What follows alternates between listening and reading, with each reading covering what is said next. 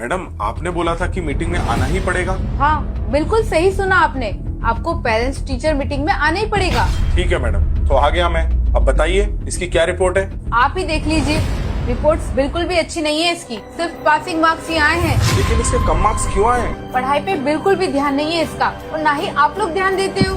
देखो मैडम, मैं और मेरी वाइफ हम दोनों वर्किंग हैं। एक्चुअली हमारे पास टाइम ही नहीं है। हम लोग ऑफिस जाते हैं, फिर घर के काम और फिर इसकी स्टडी भी। और आप अभी देख लीजिए, मेरी वाइफ ऑफिस में इतना बिजी है कि वो आ भी नहीं पाई। अगर आप वर्किंग है तो उसकी ट्यूशन लगवा दो ना, कम से कम ट्यूशन में पढ़ेगा तो उसका फ्यूचर तो सिक्योर होगा। अच्छा बेटा, आप बाहर जाकर बैठो, मैं आता हूँ। मैडम आप एक बात बताओ, अगर इसको हमें ही पढ़ाना था, ट्यूशन वालों से ही पढ़वाना था, तो फिर हमने इस स्कूल में एडमिशन ही क्यों दिलाया? आपके बोलने का मतलब क्या है? मतलब ये मैडम कि मेरा बेटा सुबह 9 बजे से लेके दोपहर के 3 बजे तक 6 घंटे आप लोगों के साथ में रहता है। जब 6 घंटे में आप लोग ही नहीं पढ़ा पाए, तो मैं 1 घंटे पढ़ा के या कहीं कोचिंग पे 1 घंटा पढ़ के क्या ही कर लेगा वो? देखिए मेरा मतलब वो नहीं था।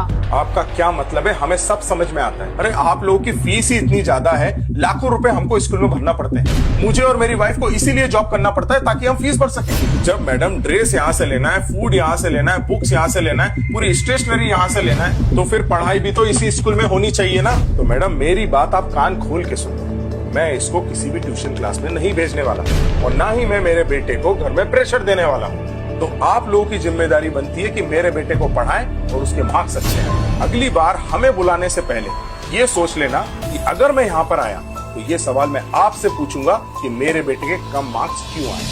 सो madam, I hope you understand my point. This line is not for only my son, this is for all the students. Thank you.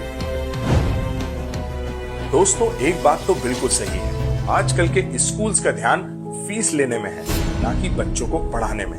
अगर मेरी बात सही लगी है ना दोस्तों, तो कमेंट जरूर करिए और शेयर जरूर करिए।